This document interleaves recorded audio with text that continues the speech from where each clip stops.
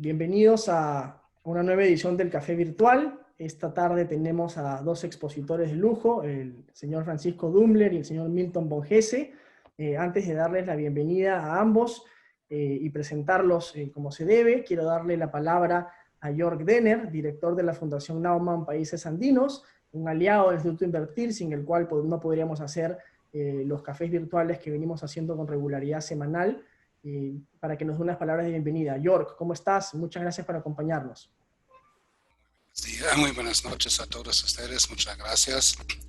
Y como siempre es un placer hacer este evento semanal con ustedes, siempre con expertos con nivel alto. Hoy tenemos un tema especial, pero no sé si es el tema más importante después de este día de ayer, cuando recibimos nuevas restricciones, pero vamos a ver. Y entonces muchas gracias y creo o espero que tengamos una interesante charla y una discusión también. Gracias. Muchas gracias, Jörg. Quiero ahora pasar a presentar a nuestros dos expositores de esta tarde, el doctor Milton Bongese. Él es exministro de Vivienda y exministro de Agricultura, es máster en Economía por la Universidad de Georgetown y economista por la Universidad del Pacífico. El doctor Francisco Dumbler es actualmente presidente del directorio de Sedapal, ha sido también ministro de Vivienda, profesor universitario y es magíster en Sociología y estudios en Antropología. Les doy a los dos una cordial bienvenida al café virtual de esta tarde y le doy el pase a Daniel Córdoba, quien va a moderar la entrevista para conversar sobre cómo podemos solucionar el problema del agua y saneamiento en el Perú. Muchas gracias. Muchas gracias. Gracias a Francisco y a Milton por acompañarnos en este café virtual. Gracias, George, como siempre, por el apoyo. Sí, yo quisiera comenzar diciendo que, digamos, en realidad la relación entre lo que viene sucediendo en el Perú y el tema del agua, yo creo que no deja de ser una relación bastante directa, porque sabemos que, digamos, la tragedia que está sucediendo, siendo el país con data que tiene más muertes por millón ya de lejos en el mundo, tiene que ver con la imposibilidad de haber logrado, a pesar de medidas de restricción y a pesar digamos, de tener a veces medidas de restricción muy fuertes, y las más fuertes del mundo también, medidas por la Universidad de Oxford, ¿no? Y a pesar de esto, digo, los contagios se han seguido acelerando y las muertes en consecuencia también se han seguido acelerando por un mal sistema de salud y todo lo que sabemos. Pero el problema del agua es que el agua es la fuente de aseo, y el aseo es un componente fundamental de la prevención de la infección, ¿no? Evidentemente las mascarillas que no se han distribuido gratuitamente como lo sugerimos, evidentemente el jabón que no se ha distribuido gratuitamente como lo sugerimos, ¿no? El agua sí ha sido distribuida gratuitamente, tenemos entendido en Lima, eso Francisco nos va a contar un poco, pero el agua falta en el Perú, entonces, y falta, digamos, la gente, digamos, digamos, hay un porcentaje importante de gente que no tiene conexión de agua potable, y un porcentaje también importante, o más importante, que no tiene desagüe, ¿no? Sobre todo en el mundo rural. Pero bueno, la primera ronda, yo quisiera, digamos, hacerla sobre justamente la relación que ven ustedes entre la tragedia del COVID y esta carencia de conexión de agua potable en las casas de un porcentaje importante de la población. No sé si, Milton, podemos empezar contigo para aterrizar en Lima, con Pancho, contigo, una visión más nacional. Ok, Daniel, muchas gracias por la invitación. Estaba en silencio. No, creo que es tremendamente relevante tu pregunta. Yo creo que en gran parte los muy malos resultados que estamos teniendo como país en enfrentar el COVID se debe a que hemos tenido políticas públicas muy erradas en dos sectores fundamentales. En el primero, que es el sector salud, y el segundo, el de agua y saneamiento. Y déjame explicar qué quiero decir con eso. Venimos hace muchos años hablando de la necesidad de cerrar las brechas, y el discurso técnico, entre comillas, para cerrar las brechas significa enterremos tubos por un lado, y en el tema hospitalario decimos construyamos hospitales. Pero nadie habla que en realidad la brecha no es de infraestructura. Eso es un error. La brecha es de acceso a servicios de calidad. Y como no hemos enfocado el tema, no hemos definido el problema como falta de acceso a servicios de calidad, lo que hacemos es nos centramos en la parte constructiva y nos olvidamos de la gestión. Y tanto en el sector salud como en el sector agua y saneamiento, el modelo de gestión es el que ha fracasado terriblemente. En el caso del agua potable en particular, el modelo de gestión público municipal que tenemos, el de crear una EPS cuyos accionistas son los municipios, y que en el directorio también está representado básicamente distintas entidades del sector público, ha demostrado un fracaso total que se refleja, por ejemplo, en que del 100% de agua producida en el país en promedio, estamos facturando poco más del 50%, y en términos también de cobro de esa facturación, que ya es baja porque es entre 60 y 50%, de eso en los siguientes 3 meses solamente se cobra la mitad. Con lo cual, ya sin entrar a cuestionar la tarifa, ya la gestión comercial de las EPS es un desastre. En segundo lugar, si tú ves la calidad del agua que entregan las EPS, es una calidad muy mala. Cuando uno hace las mediciones de cloro residual, encuentra que están mayoritariamente por debajo de los niveles de calidad, de pureza que debería tener el agua.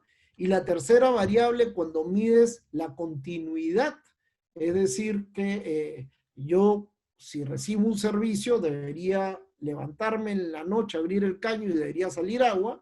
Estamos también en un déficit horrible. Las cifras dicen que en promedio 18 horas, pero las cifras mismas están mal, porque son las que reportan las EPS. Lo cierto es que cuando uno va al interior del país y abre el caño de una vivienda que no tiene tanque, lo más probable es que no salga agua por el caño.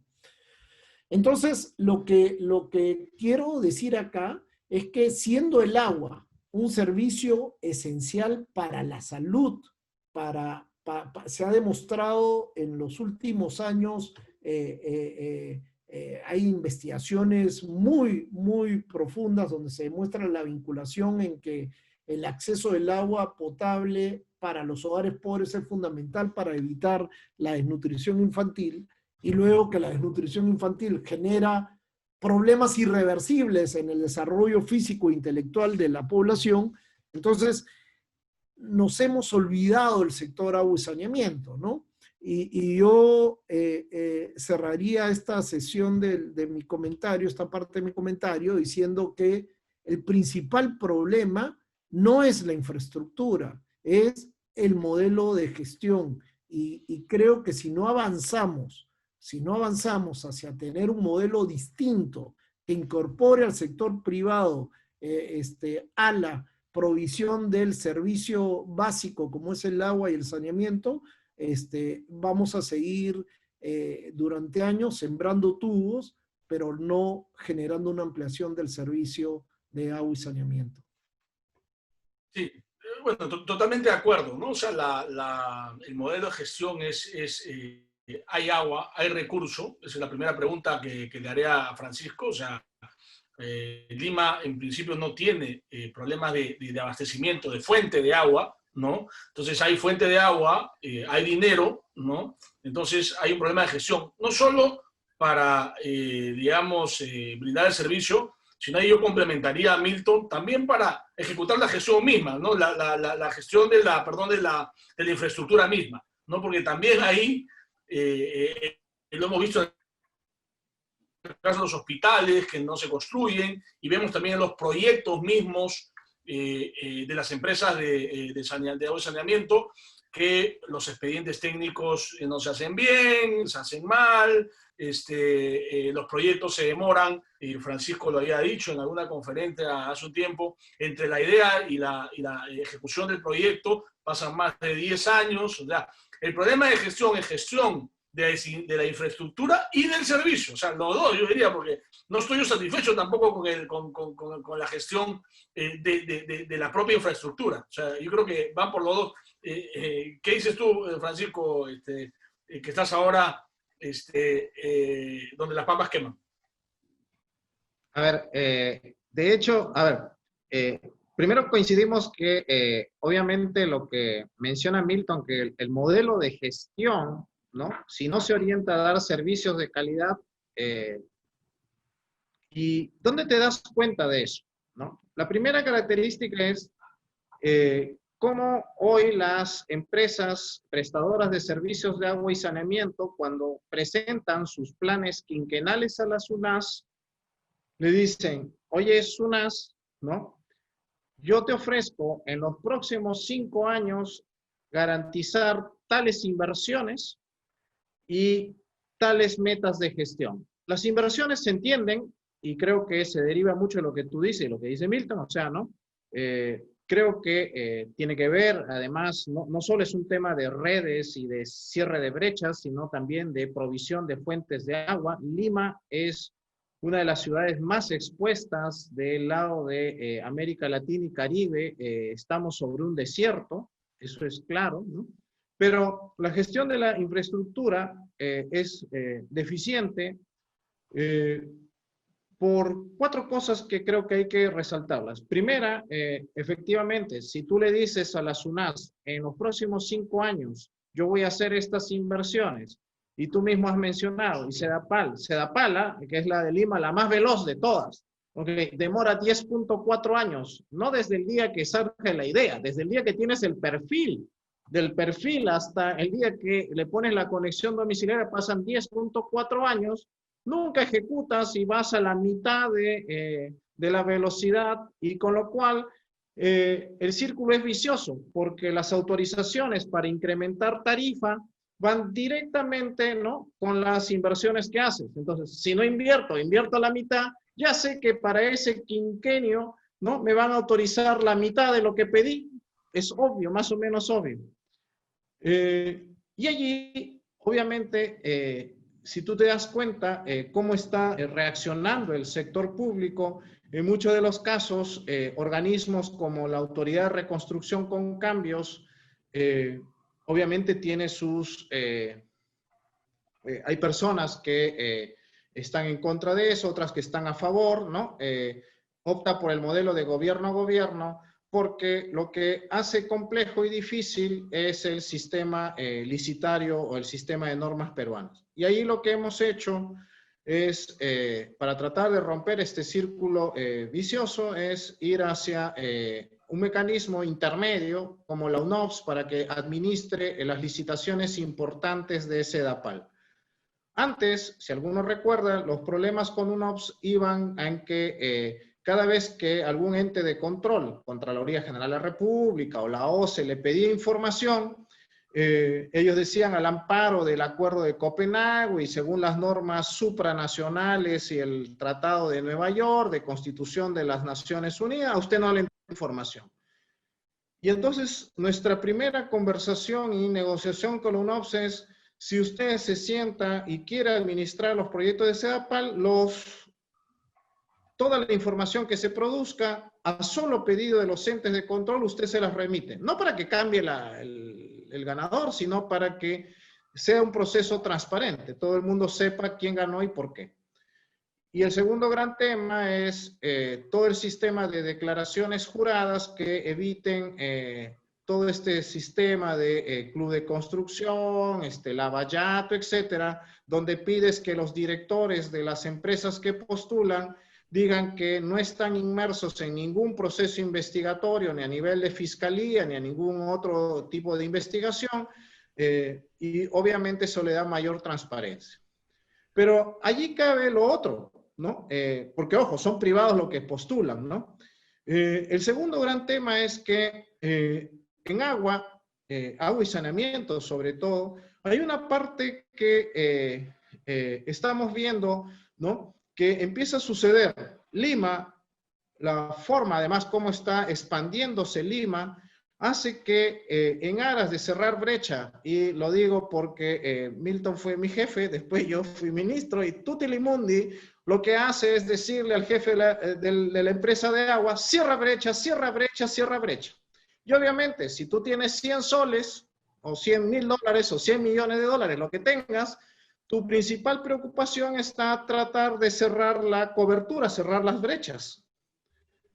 Nadie se ha dado cuenta que ciudades, ¿no? Como Lima, ¿no? Que el núcleo, el centro de la ciudad, ¿no? Digamos que son unos 30 distritos, ¿no? Que es el núcleo de la ciudad, que no se ha expandido. Muchas de sus colectores o sus tuberías han superado largamente su vida útil. 1/3 de las tuberías han superado su vida útil, tienen más de 30, 35, 40, 50, hay algunas que superan 80 años y corremos el riesgo de que empiece a colapsar. Máxime porque en los sitios donde está el gran desarrollo y queremos el desarrollo hacia arriba, ¿no es cierto? En algunas avenidas, ahí justo están los colectores antiguos. Y allí, por ejemplo, sí funciona o sí funcionaría un convenio o un contrato de gobierno a gobierno para traer tecnología trenchless, es decir, que vaya bajo zanja. No voy a decir la avenida porque después mañana se asusta la gente, pero paralizar una de estas mega avenidas en Lima a zanja abierta 3 años, vamos muertos. Y ahí sí se justifica un tema de gobierno a gobierno de traer una tecnología que vaya por abajo y un privado que me recomponga, ¿no es cierto? Que me recomponga esos tuberías antiguas que tienen 50, 60, 70 años y me deje operativo. Ciudades, qué sé yo, que tienen 500, 600 años, hacia afuera se ven antiguos y abajo las redes están totalmente operativas o son nuevas. Lo tercero es ir hacia modalidades de privados que en otros sectores funcionan muy bien, atraer prácticas privadas como estos contratos take or pay. Obviamente no estoy hablando de reemplazar fuentes de agua, o sea, Lima hoy utiliza 28 metros cúbicos por segundo, pero ¿qué tal si hay alguien que puede producir 1, 2, 3 metros cúbicos adicionales para cerrar brecha en algunos puntos focalizados de Lima y nos ayuda un montón en un contrato en el cual tú le puedes garantizar que te preste el servicio, el privado hace la inversión y tú subastas una tarifa por 20 años, le generas un mecanismo de actualización y este privado te genera ese servicio. Eso funciona perfecto en el sector hidroeléctrico y desde hace un año, más o menos, un poco más, hemos empujado con el Ministerio de Vivienda a sacar toda la normativa y está lista y esperemos que en los próximos meses empiecen a surgir estos modelos en donde al privado, ¿no? Lo haces invertir, le garantizas 20 años, ahí recupera su CAPEX y su OPEX y este privado, ¿no? Tiene que generar proyectos o te genera un servicio, ¿no? No discutes tanto la tecnología, el proyecto, sino el servicio que te brinda. Y le pagas por el agua, ¿no? De buena calidad que te tiene que vender, ¿no?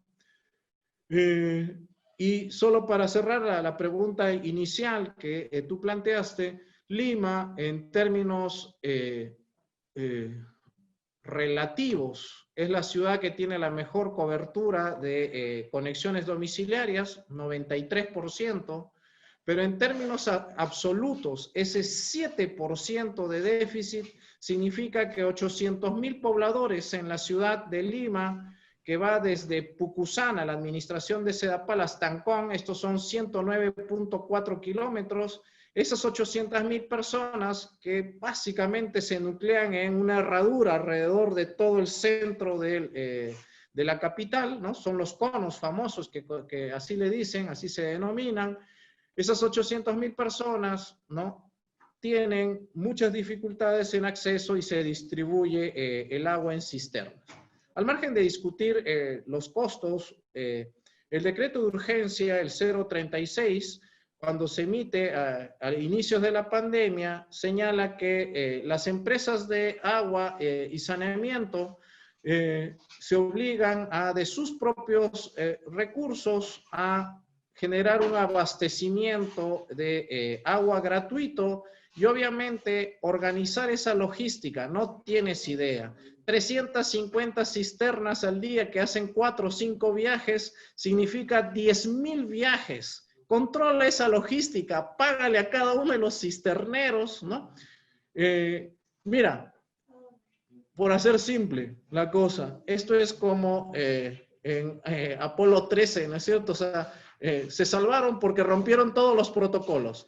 Si estuviéramos discutiendo el tema en este momento de cómo hacer el protocolo, el procedimiento, que lo apruebe el directorio, etcétera, seguiríamos discutiendo hasta hoy y te aseguro que además de los problemas de mercados, de los problemas de penales, los problemas que han surgido, ¿no?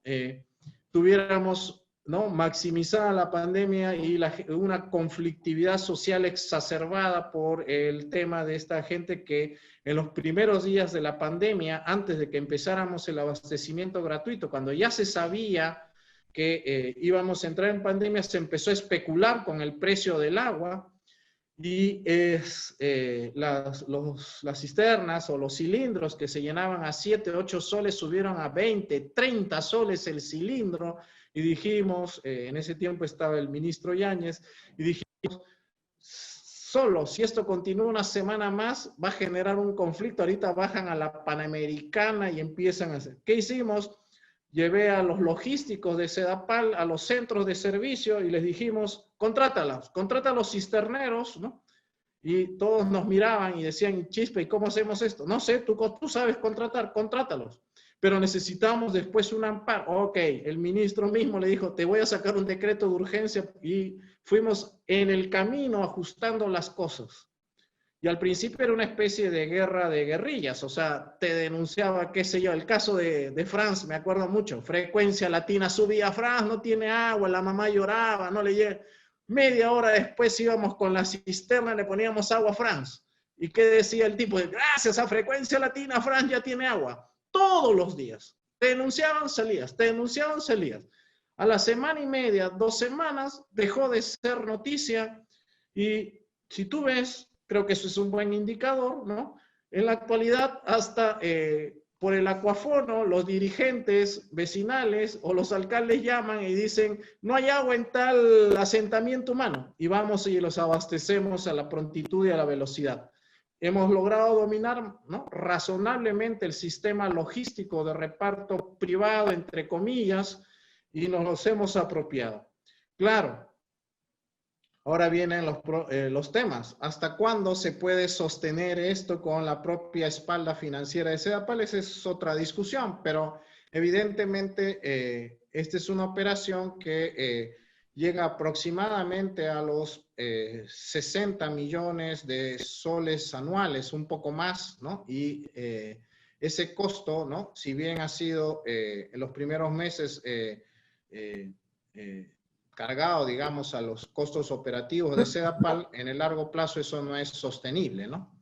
Ok, lo dejo ahí porque creo que hay varias cosas más que discutir, sí, bueno, pero este tema es divertido, ¿no? Claro, lo que te toca a ti es hacer malabares por la situación en que está, digamos, en este momento el servicio, ¿no? Y sobre todo el sistema de gestión pública, que es un sistema pesado. Hasta ahora vemos que se ha ejecutado no más del 20 y pico % del presupuesto para el COVID en el Ministerio de Salud, lo que significa pues que tenemos un aparato público incapaz de fluir por, digamos, todos los procesos, estos engorrosos que hay, ¿no? Que tú has logrado, digamos, tienes que romper ciertos protocolos, se corren riesgos ahí seguramente con Contraloría, por dar el servicio a una situación de emergencia, y tiene que recurrir a un decreto de urgencia del ministro para lograrlo, ¿no? Cosa que yo creo que es una excepción en toda esta pandemia, lamentablemente. Milton, ¿por qué crees tú, y ahí quiero cambiar el giro de la conversación hacia las soluciones, tú cuando eras ministro intentaste digamos, generar un mecanismo para intervenir las empresas prestadoras de salud que no funcionen, que no estén dando bien el servicio, que estén quebradas, o bueno, no me acuerdo bien las condiciones que se pusieron, tú nos recordarás. Porque esto básicamente es un sustituto a privatizar las empresas, ¿no? ¿Por qué si en Cuba, en La Habana, la empresa de aguas está concesionada a una empresa española, ¿no? ¿Por qué no se puede hacer eso en el Perú? O sea, ¿por qué crees tú que hay tanta resistencia para simplemente concesionar el servicio, que lo tomen privados, bien regulados por SUNAS, ¿no? Y que el asunto fluya? ¿Qué cosa está pasando? Mira, en el gobierno anterior, en la época en que René Cornejo era ministro de Vivienda, se diseñó, se tenía el diagnóstico claro de que en realidad uno de los problemas fundamentales para la ausencia de agua y saneamiento en los hogares, sobre todo pobres, era el modelo de gestión. La empresa pública no daba para más. Y entonces se diseñó un esquema en el cual se creaba un organismo técnico especializado que tenía la misión de mejorar la gestión de las empresas prestadoras de servicios, de las famosas EPS. Este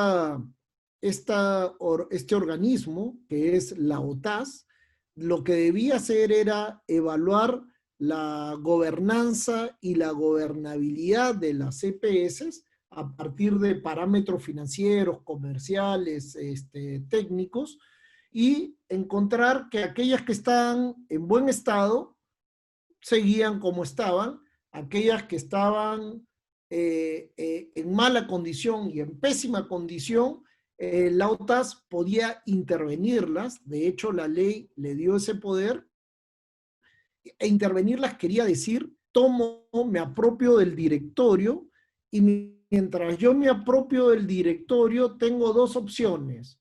Una opción de capacitar a tu gente para que mejore la gestión, y la opción 2 es introducir un operador estratégico que se haga cargo, así como tú haces referencia al modelo de Aguas de La Habana en Cuba, lo mismo. O sea, contrato a una empresa había todo el abanico abierto, o hago un contrato de gestión para una empresa con experiencia en el mundo, o hago una concesión para una empresa, ¿no?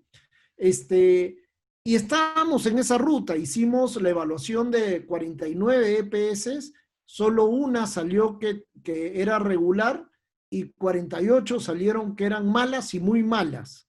Es decir, que no sabían gestionar el agua, por la dinámica propia de los municipios, que en vez de contratar gente calificada, tienen al hermano del primo del sobrino, al cuñado, al pariente, etcétera, ¿no? Y eso son las EPS en provincias. Pero estamos en el proceso de incorporar a las empresas a este régimen de administración temporal, y habían algunas iniciativas privadas para que vayan por la ruta de la concesión, y habían otras empresas que en lo que planificábamos era que entren a este modelo de contratos de gestión, con lo cual nos salíamos de la discusión de infraestructura y nos íbamos a un esquema más de APP, de un modelo nuevo, ¿no? Lamentablemente, con el cambio de gobierno, todo ese proceso se paró. El presidente Kuczynski, una de sus promesas de campaña fue: no vamos a privatizar el agua, nadie estaba privatizando nada, el agua, lo que estabas haciendo era generar un modelo que reemplace a uno que ha demostrado en los últimos 40 años que no funciona. Pero lamentablemente se detuvo ese proceso de transformación del sector y hoy día la OTAS es curioso, un organismo que se creó para ser el gran reformador, es el principal aliado del status quo, porque ahora la OTAS a las empresas cuando son deficitarias para hacer la limpieza de sus tubos o el mantenimiento de sus redes, la OTAS tiene un presupuesto para darles para que con estos recursos extraordinarios hagan gasto corriente que debieron haberlo hecho como empresas, ¿no? Entonces, lamentablemente la gestión del agua y del saneamiento ha sido un desastre en estos últimos años y los peruanos estamos pagando con nuestros impuestos una organización como la OTAS que fue creada para hacer un cambio y que lo que pasó es que le gustó el status quo y se quedó en el status quo. Entonces ahí sí tenemos un problema, ¿no? Sí, bueno, haces acordar de la promesa de PPK, ¿no? Que fue, digamos, su primera, no fue no privatizar el agua, su promesa fue poner el agua como una prioridad nacional, ¿no? Y que después en la campaña le hicieron decir que no había que privatizarla. Bueno, no supo pues que en campaña se pueden decir muchas cosas y después en el gobierno hacer lo correcto, ¿no?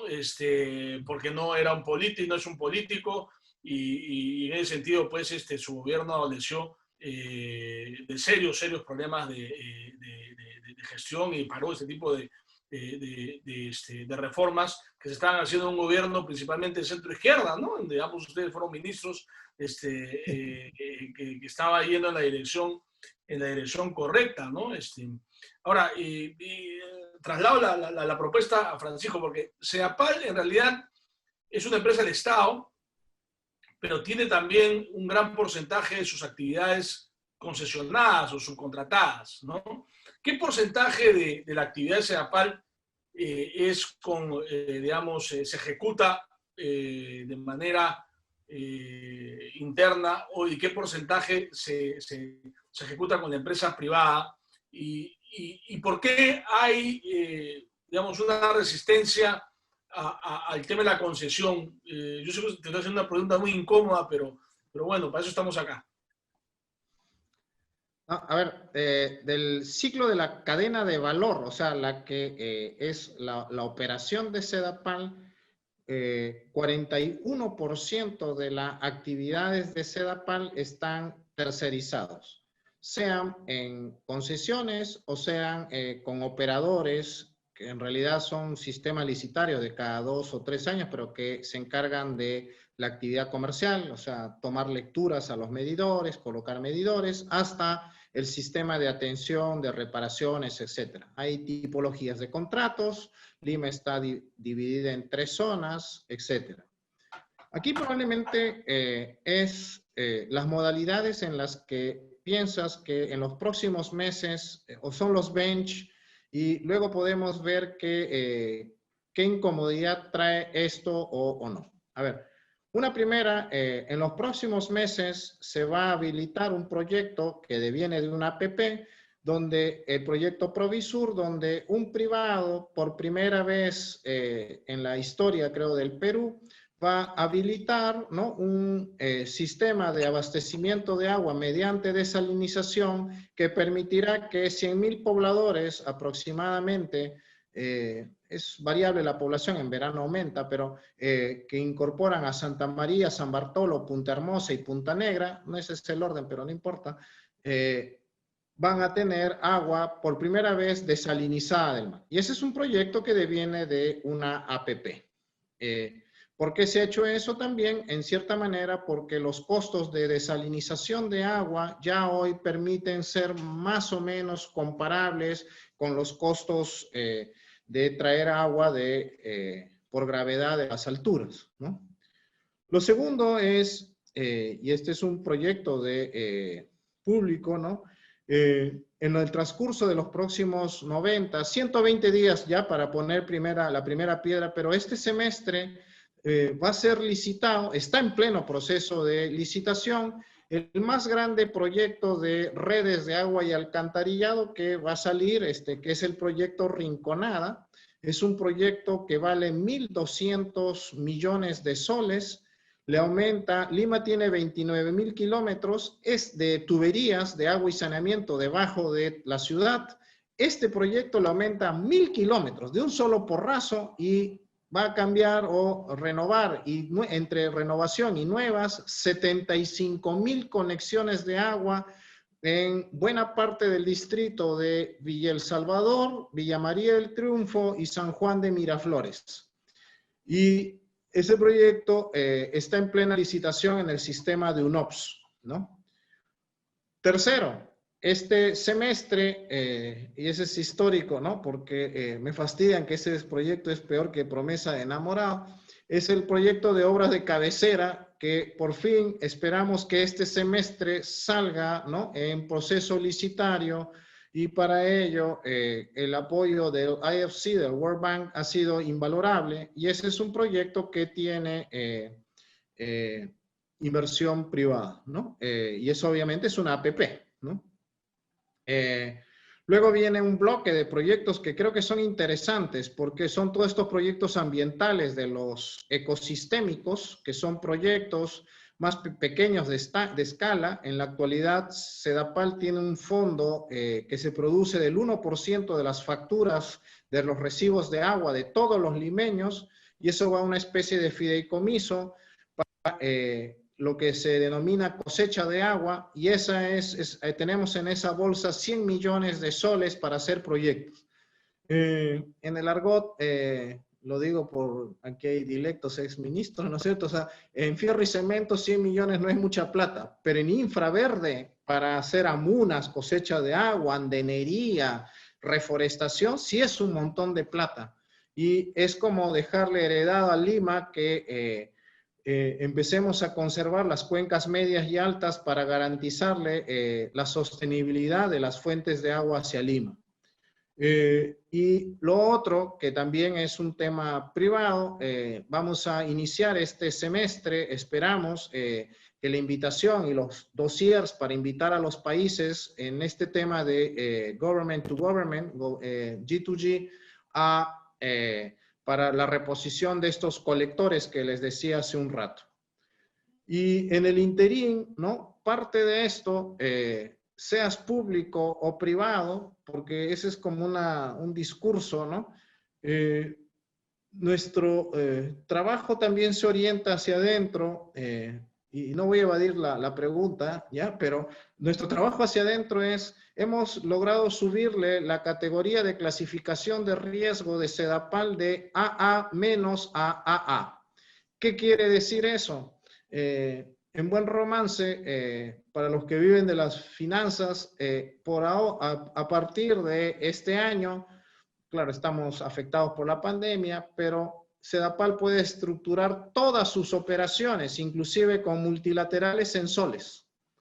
Ellos generan los swaps, etcétera. Si Sedapal factura en soles, ¿no? Algo que has visto en la evidencia de los últimos años es que nos prestamos en yenes, nos prestamos en dólares, euros, y cada vez que alguien estornuda afuera, pasas de azul a rojo, y simplemente por tipo de cambio.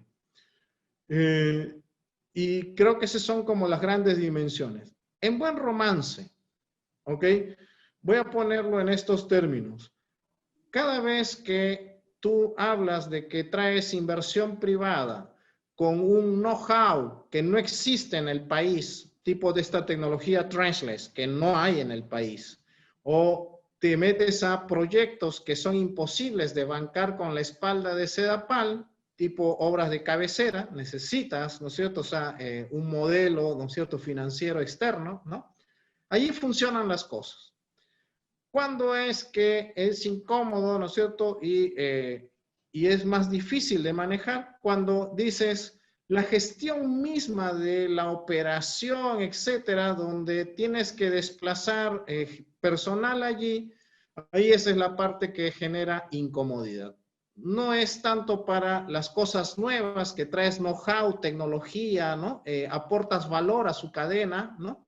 Sino son aquellas que son, o mucha gente considera que es histórico de lo que hace la EPS, ¿no? Y esa persona no debería cambiarse o no debería moverse. Ahí es donde empiezan las disputas, empiezan las salidas, ¿no es cierto? O sea, y empieza todo este discurso hacia afuera de que se quiere privatizar, mezclan el derecho de acceso universal al agua con un tema de eficiencia operativa y cualquier dato es bueno, ¿no? Te sacan afuera dos datos y los confunden, ¿no? Y se disemina la información hacia la población en forma equivocada y evidentemente eso, o sea, perjudica la gestión institucional. Lo que hemos hecho en Buen Romance, tengo algo más de un año, lo que nos hemos concentrado en el directorio es cuáles son los bench o las cosas que podemos dejar hacia adelante y hemos dejado un poco en stand-by ese tema del proceso de recircular o atender mucho estos pedidos o de demandas internas, ¿no? Obviamente, ese es un trabajo fino, ¿no? Y necesita mucho diálogo, ¿no? Y obviamente una interrelación que allí también ha ganado mucho espacio en este tema de la pandemia, que es una relación en estos momentos probablemente privilegiada con los municipios de Lima, con los 40 alcaldes. Fácilmente nos hemos reunido con unos 20, sobre todo de los que no tienen servicios, ¿no? Y con ellos han apoyado mucho en este tema de distribución de agua. Por más que eso tenga algún matiz político, ellos salgan a decir estamos ayudando a la población, la gente se da cuenta que cuando hablamos de agua, esto tiene una lectura menos política, ¿no? Y probablemente los próximos meses sí entre a discusión, ¿no? O sea, parte de plataformas o de campañas, ¿no? El agua es un buen pretexto para meterlo políticamente en los próximos meses a raíz de la campaña presidencial que se nos avecina, ¿no? Ahí, justamente, Milton, tú has sido político, ¿no? Has sido hasta precandidato presidencial, entonces es una pregunta política, ¿no? ¿Por qué crees que hay esta, o sea, quiénes son los que se opusieron o los que se llevaron a Kuczynski a terminar con las reformas que se tenían que hacer cuando pensábamos que él venía justamente a hacer las reformas que se tienen que hacer en términos de calidad de gestión, ¿no? ¿Y por qué? O sea, ¿qué hay en la mente o sea, cómo un movimiento político puede, digamos, generar que se pare una reforma que en principio va a mejorar el servicio público? Bueno, porque hay justamente intereses políticos, hay partidos políticos que han invertido a lo largo de las últimas décadas por ejemplo, en capturar de las distintas EPS, empezando por Sedapal, ¿no? Si tuvieran la cantidad de funcionarios de las EPS que son miembros de un partido político, te vas a dar cuenta que los partidos políticos en general alentaron la contratación de partidarios, no necesariamente siempre con las mejores calificaciones en las empresas prestadoras de servicio. Entonces, lo interesante es también que hay personas vinculadas de estos partidos que se encargan de las áreas de manejo social, que están en contacto permanente con la gente y les venden cuentos. Hay personajes muy conocidos que durante muchos años manejaron el discurso de que si se privatiza el agua no te van a poner agua nunca, y por otro lado eran los que le hacían los estudios a la población y los organizaban, etc. Entonces, acá hay toda una economía política de vivir de la necesidad de la gente y les dan un discurso de miedo al cambio, como si el status quo les generara beneficio. Lamentablemente el Estado no ha tenido la capacidad de contrarrestar ese discurso de miedo de esta gente vinculada a EPS. A ver, ¿qué quiero decir? Me quiero explicar mejor y ser muy claro.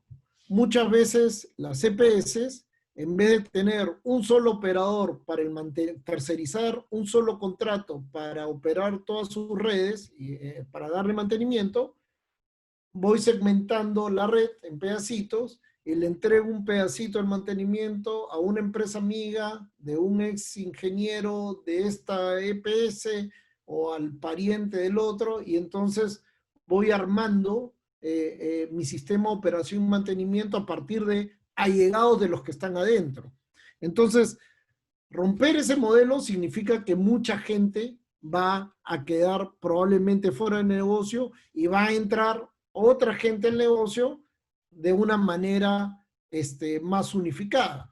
Entonces eso genera claramente reacción y como los representantes de los intereses del status quo están permanentemente en el campo y afiliados a partidos políticos que defienden los intereses populares, entonces crean esta cosa del miedo contra un modelo de gestión diferente y se traba la reforma. Entonces el candidato se asusta, no trata el tema y más bien lo que promete es mantener el status quo.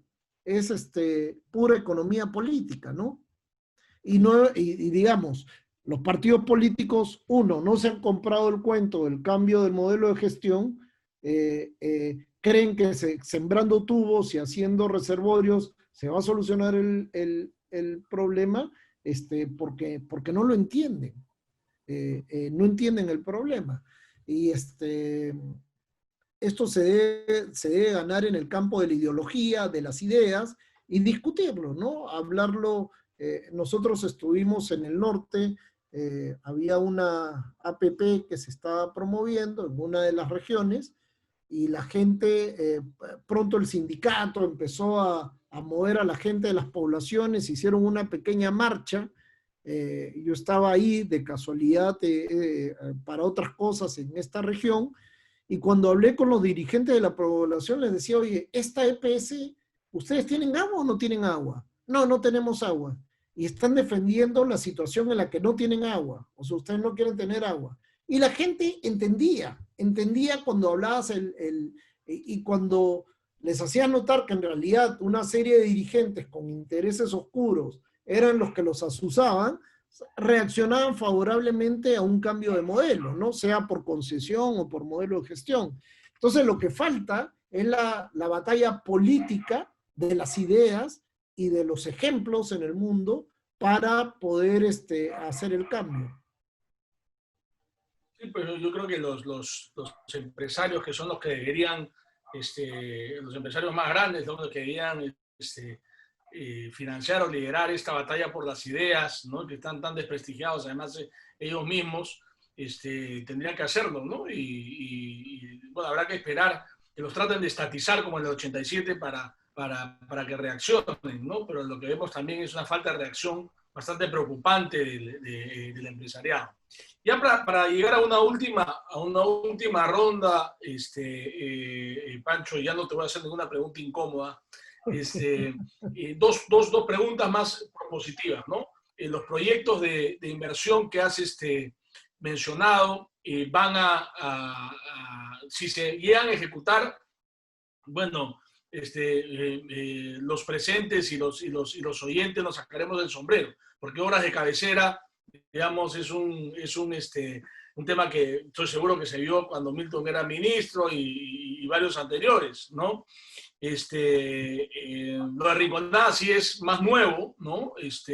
Y es más de transmisión, pero obras de cabecera, que es algo que digamos, junto con otro proyecto que sabemos que se está viendo pues, en el sur, podrían ya solucionar, digamos, el tema del aprovisionamiento, ¿no? de agua hacia Lima, al margen de las desalinizadoras que se puedan hacer en un futuro, cuyo costo es cada vez menor, tengo entendido, ¿no? Y que es cada vez más viable. Pero ahora, el problema es qué cambios se van a hacer justamente en el modelo de gestión, o sea, para que esa agua, ese aprovisionamiento y la infraestructura que vendrá, digamos, llegue a la población, porque hay un gran problema, ¿no?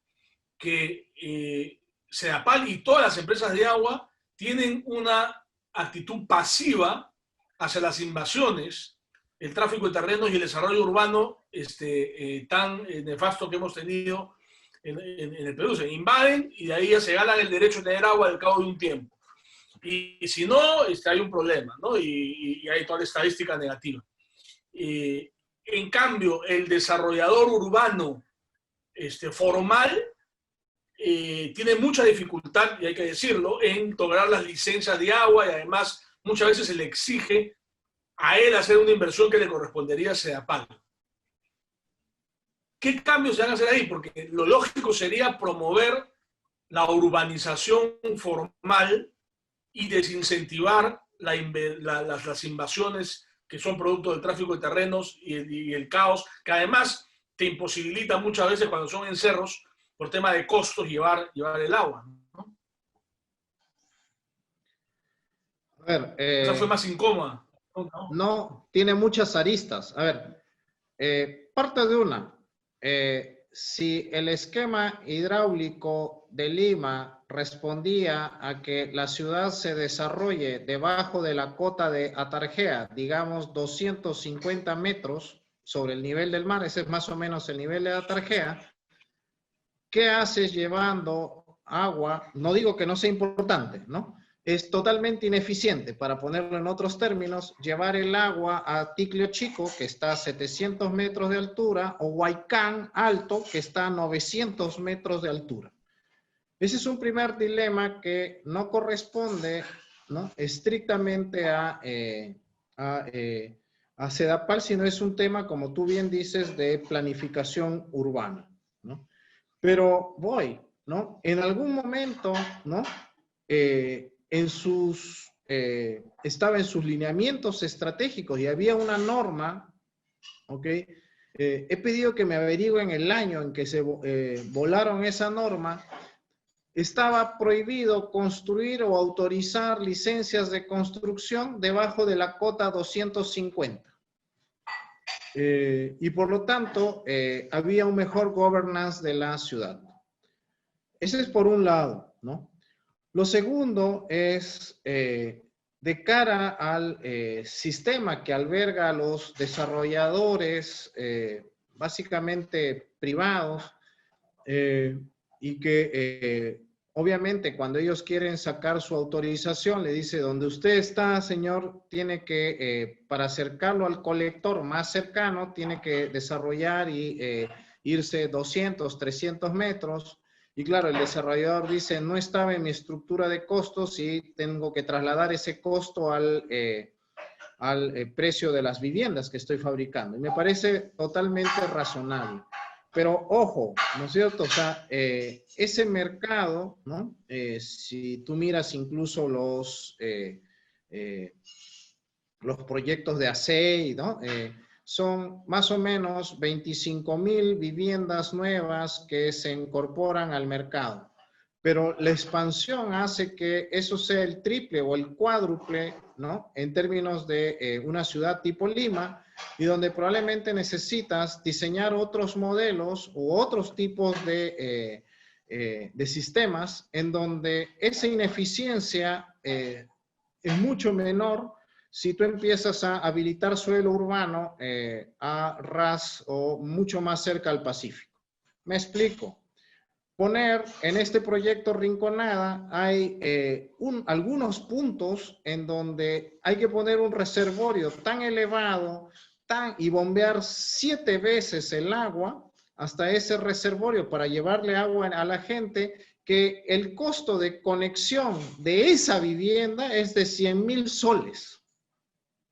Se supone que cuando yo pongo una cañería a alguien, el valor de tu propiedad aumenta en ese valor. Entonces, en Miraflores vale 1,500 soles, San Isidro 1,500, etcétera, ¿no?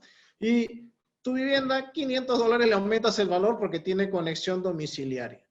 Allá arriba, ¿no? Es un tema a discutir, ¿ah? Porque varios te van a decir, y tienen derecho al agua, por supuesto. El problema está en que le exiges que, porque es inversión y es plata de todos los limeños y de todos los peruanos, por ponerle agua y cerrar la brecha, te metes a colocarle el punto de agua de 100.000 soles.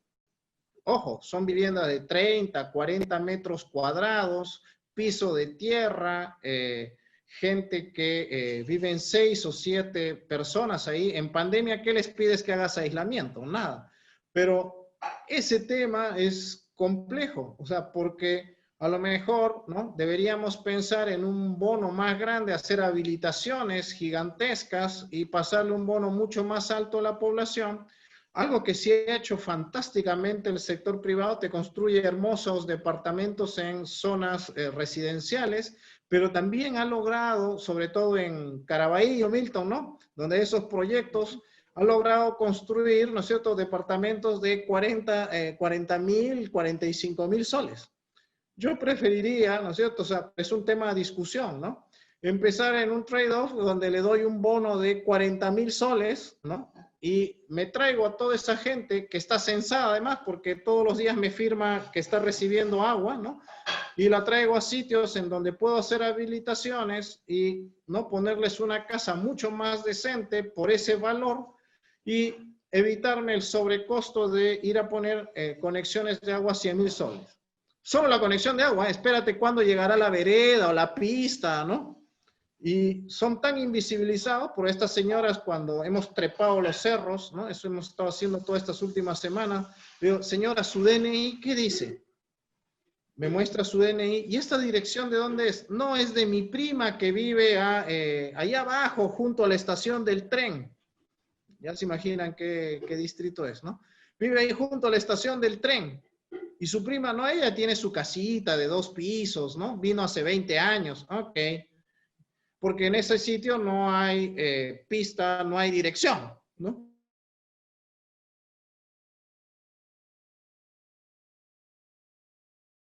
No se podría, y es una pregunta totalmente de un neófito de estos temas, con el proyecto de obras de cabecera, lograr hacer una bifurcación para atender esas alturas. Sí, pero por la configuración de Ramal Sur, la planta que debería estar en Huachipa 2, está una cota de 350, 400. No llegas no llega igual a no hay forma de colocar una planta por el diseño hidráulico a 1.000 metros y de ahí abastecer a estos sitios, ¿no? Es costosísimo, ¿no? Bueno, es un temón. Milton, un cierre contigo sobre la perspectiva que ves para los próximos años, con los dos, optimismo, pesimismo, No, temas, ¿no? yo siempre soy optimista, yo siempre creo que el país va para mejor. El Perú que vivimos tú y yo en nuestra juventud era una desgracia y hoy día el Perú que tienen nuestros hijos es sustantivamente mejor. Entonces estoy seguro que el país que van a tener nuestros nietos va a ser mucho mejor que el que le hemos heredado a nuestros hijos. Y en ese sentido, creo que temas como el acceso a servicios básicos como el agua y el saneamiento va a tener que mejorar. Fíjate, pasaba con educación. La clase política del Perú decidió hacer política educativa para beneficiar a los profesores afiliados al SUTEP. Y durante años, décadas, todas las normas eran para beneficiar al clientelismo político de los profesores afiliados al SUTEP. Hasta que vino Jaime Saavedra y dijo, no hay forma, vamos a poner al niño por delante y se reformó en la carrera educativa y se instauró la meritocracia y empezaron los rendimientos de comprensión lectora y en matemáticas a subir y claro, ahora ha perdido un poco impulso la reforma educativa, pero se mejoró. Seguimos a la saga, pero se mejoró mucho. Creo que lo mismo va a pasar con el agua y el saneamiento. Creo que en algún momento, más pronto que tarde, los peruanos vamos a tomar conciencia que no es justo que le regalemos las empresas prestadoras de servicios a grupos sindicales, cada uno de ellos con sus propios intereses, metiéndole miedo a la población de que se va a privatizar el agua y se van a quedar sin agua, cuando la verdad es que hoy día no tienen agua y tienen un agua de cisterna carísima y de pésima calidad. Entonces, soy optimista, creo que es un tema que debería estar en el debate público y tenemos que aprender también a saber comunicar a la población cuáles son las ventajas y desventajas de mantener una situación como la actual o cambiarla radicalmente, ¿no? Pancho, unas palabras finales para cerrar. No, yo también tengo una versión optimista, ¿no? Tal vez suene soberbio lo que voy a decir, pero el problema no es de recursos, no es de plata hoy, ¿no? Cuando empecé la administración pública hace 30 años, el presupuesto general de la República era 30.000 millones de soles y fácil 15.000 iban a pagar deuda externa y pagar todo este sistema de la ley de cédula viva, y quedaba para inversiones, gastos de sueldos, maestros, policías, eran como 12.000, quedaba para inversión pública 3.000, 4.000 millones de soles. Sí, ese era, ¿no? A la vuelta de la esquina, el presupuesto de la República se ha quintuplicado, ¿no? Desde esos 30.000 ahora está sobre los 150.000 y hay más recursos para inversión. Y creo que la gran discusión es cómo optimizamos eso, cómo garantizamos que se presten servicios y cómo hacemos que el know-how de los privados, ¿no? Y el modelo de financiamiento, ¿no? Si no puedes penetrar en las actuales condiciones, en los actuales momentos políticos, ¿no? No puedes penetrar, sí puedes coadyuvar a que los privados te desarrollen esas inversiones, ¿no? Tratando de que esto mejore, ¿no? Fíjate que, y solo para terminar, un indicador que es uno de los más potentes en los cuales se comparan las empresas de agua es cuánto produces de agua y cuánto es lo que logras facturar, ¿no? Sedapal, hacia inicios del 2000, ¿no? Lograba facturar el 55% de su producción de agua. Ninguna empresa sobre la tierra va a salir en azul con ese nivel. La produces 100 y facturas 55, 45 lo pierdes en el camino. Hoy ese ratio ha subido y solamente el agua no facturada es del orden del 24, 23%. Pero hay ciudades tipo Bagua donde el 60% o sea, produce 100 litros y solo 60 se facturan. Perdón, solo 40 se facturan. Se pierden 60 en el camino. Por supuesto, el día 1 ya estás en rojo, pues, ¿no? Y creo que esa es una de las grandes cosas que sí se pueden seguir trabajando con privados, etcétera, porque eso le da, ¿no es cierto?, a la empresa la capacidad de seguir creciendo y desarrollándose. De hecho, por primera vez este año, si no hubiera habido pandemia, Sedapal salía en azul y ese azul ya no servía para pagar deudas de ejercicios anteriores. Por primera vez iba a estar en azul, ¿no? La pandemia ha cambiado un poco estos planes, pero tú dime, ¿no es cierto? O sea, si eso no permite tener una visión más optimista de que sí puedes tener empresas de agua más rentables, ¿no? Obviamente el mercado de Lima es totalmente diferente a otros mercados, pero sí puedes tener empresas públicas rentables y más eficientes. ¿Hasta dónde puedes estirar el chicle? Será un camino, claro, obviamente esa pregunta habrá que planteársela post julio 2021, ¿no? Y bueno, está claro pues entonces que para todos los sectores, sin excepción, el problema que tenemos no es de restricción financiera principalmente, ¿no? Sino de gestión. Es de utilizar bien esos recursos, utilizarlos eficientemente y también honestamente. Lo que lamentablemente en los últimos 20 años pues no ha sido siempre el caso, como bien sabemos. Muchas gracias a ambos por su participación y bueno, muchas gracias a todos por espectar este café y regresamos el lunes con uno internacional. Muchas gracias. Gracias. Gracias, buenas tardes. Chao, chao.